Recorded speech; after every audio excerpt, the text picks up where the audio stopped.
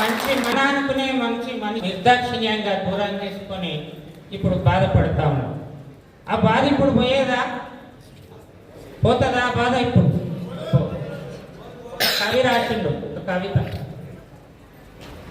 మౌనమే నీ భాష ఓ మూగ మనస, మౌనమే నీ భాష ఓ కుమిలేవు, ఒక పొరపాటుకు యుగములు కుమిలేవు.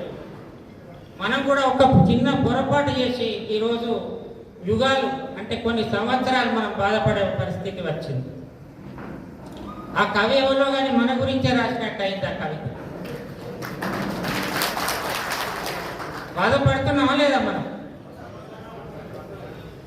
ఇంకొక కవి రాసినట్టు, మాయమైపోతున్నాడమ్మా మనిషి అన్నవాడు, మాయమైపోతున్నాడమ్మా మనిషి అన్నవాడు, మత్స్యకైనా లేడు చూడు, మత్స్యకైనా లేడు చూడు, మానవత్వం ఉన్నవాడు, మానవత్వం ఉన్నవాడు. అయితే ఆ కవి ఇప్పుడు మళ్ళీ సవరించి రాయవలసిన సమయం ఇది. మాయమైపోలేదమ్మా మనిషి అన్నవాడు, మాయమైపోలేదమ్మా మనిషి అన్నవాడు, ఈటల రాజన్న ఇక్కడున్నాడు చూడు, ఈటల రాజన్న ఇక్కడున్నాడు చూడు, మానవత్వం ఉన్నవాడు, మానవత్వం ఉన్నవాడు, మనిషి అన్నవాడు, మనిషి అన్నవాడు. ఈ కవిత కూడా సరిగ్గా ఈటల రాజేందర్ గారి గురించే రాసినట్టయింది. మరి ఆ కవి ఇప్పుడు ముందు కవిత రాసిన ఆయన ఉన్నాడో లేడో కానీ ఇప్పుడు ఉంటే మాత్రం నేను ఎంతసేపు చెప్పింది రాయవలసినటువంటి సమయం.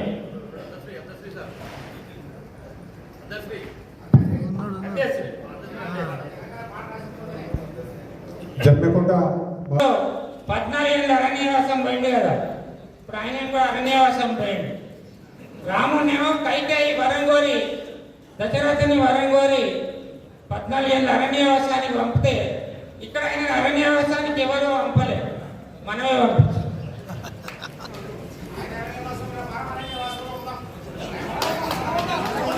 హైదరాబాద్ పట్టాభిషేకం చేసిన రోజే ఆయన అరణ్యవాసం. అది త్వరలో జరగాలి, మరి అది త్వరలో జరగాలంటే అక్కడ 5 ఏళ్ళు కావాలి అంటాడు. ఇక్కడ 2020 జమిలీ ఎన్నికలు వచ్చినప్పుడు అక్కడ ఎంపీ ఉంటా కాబట్టి నేను అందరూ రాను అంటాడు కావచ్చు. మరి మన అందరం పోయి బతిలాడాలి, బతిలాడాలి. మన జమునమ్మ తల్లి ఏమంటుంది, 20 ఏళ్ళకి అంత సేవ చేస్తే కూడా పడుతుంది కదా సురేందర్, మళ్ళీ ఎందుకు రావాలి మేము అని మన ఇక్కడ జమునమ్మ తల్లి అంటారు. మనం ఎవరు సంజాయించాలి? ఆయన వచ్చే నెల సార్కి బర్త్డే ఉన్నది 20వ తారీఖు. ఆ రోజు మొత్తం కాన్స్టిట్యున్సీ అంతా పోయి ముందుగా జమునమ్మ తల్లి దగ్గర మాట తీసుకోవాలి, తర్వాత మనం అన్న దగ్గర మాట తీసుకోవాలి.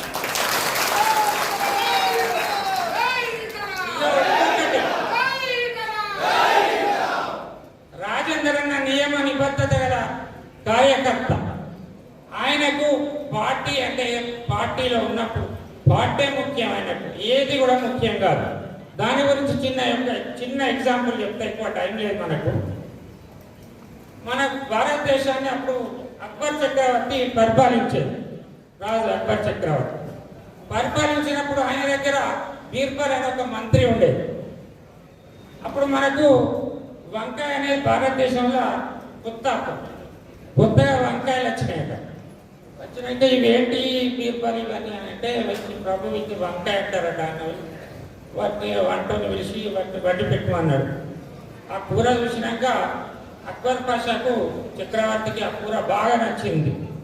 అబ్బా బీర్బల్ ఇంత మంచిగా ఉన్నది కూర అని చెప్పి రోజు ఈ వంకాయనే వండేది అన్నాడు. అంటే అప్పుడు బీర్బల్ అంటాడట, ప్రభు అది దేవుళ్ళు మెచ్చినటువంటి కూర అది వంకాయ, అందుకే దేవుడు దానికి నెత్తి మీద కిరీటం పెట్టిండు. తొడిమి ఉంటుంది కదా వంకాయ, ఆ తొడిమే నేను కిరీటం అన్నాడు. వంకాయకు దేవుడు కిరీటం అందుకే పెట్టిండు ప్రభు, అది వంకాయ కూరలల్లో రాజు కాబట్టి కిరీటం పెట్టిండు అన్నాడు. అన్నకి వంటంతో రోజు వంకాయ కూర, వంకాయ పులుసు, వంకాయ తొక్కు, వంకాయ కూర్మ, వంకాయ బజ్జి వంకాయ వేపుడు పోయి అన్నేసుకుంటా పోయాడు. రోజు వంకాయ వంకాయ వంకాయ 15-20 రోజులు తిన్నాక పాప మా అక్బర్ చక్రవర్తికి బోరు కొట్టిందట వంకాయ. ఏం కూరనే మళ్ళా అంటే వంకాయ వేపుడు అంటే చెయ్యవ దిక్కుమాలే కూర పూచిదేనానే వంకాయ ఇప్పుడు పెట్టిండే దిక్కుమాలే కూర తీసుకురే ఇంకో కూర ఏదైనా చేయంటే ప్రభు అది చండాలమైనటువంటి కూర. మా బీర్బల్ చెప్తాడు అది చండాలమైనటువంటి కూర ప్రభు. అందుకే దేవుడు ఏం చేసిన దానికి శిక్ష చేయాలని దానికి తలికాయ ములుగుచ్చిండు అన్నాడు. అప్పుడేమో కిరీటం అన్నాడు. అది కూర చండాలం ఉన్నది అన్నప్పుడు ములుగుచ్చింది అంటాను. నువ్వు ఏదో వాడికి అదే మాట్లాడతావు అంటే అప్పుడు బీర్బల్ అంటాడట, ప్రభు నేను మీకు సేవకుణ్ణి, మీరు చెప్పిందే నాకు వేదం, కానీ నేను వంకాయకు సేవకుని కాదు కదా. మన ఈటెల రాజేందర్ గారు కూడా పార్టీ ముఖ్యం, ఆయనకు ఏది కూడా వేరేది ఏది కూడా ముఖ్యం కాదు. ఆయన పార్టీ ముఖ్యం. పార్టీలో మంచి జరిగినా చెడు జరిగినా ఎన్ని అవమానాలు ఎదురైనా ఎంత మంచితనం ఎదురైనా ఆయన పార్టీ కొరకు నియమ నిబద్ధతతోటి పనిచేసేటువంటి వ్యక్తి. కాబట్టి ఈ రోజున అంత పెద్ద మనిషి మరి మన మీద దయతోటే ఇక్కడికి వచ్చిండు. పార్టీ ప్రచారంలో భాగంగా ఎమ్మెల్సీ ఎన్నికలలో అభ్యర్థిని గెలిపించేందుకు ఆయన ఏ లక్ష్యంతో అయితే వచ్చిండో మనం ఆ లక్ష్యాన్ని పూర్తి చేయాలి.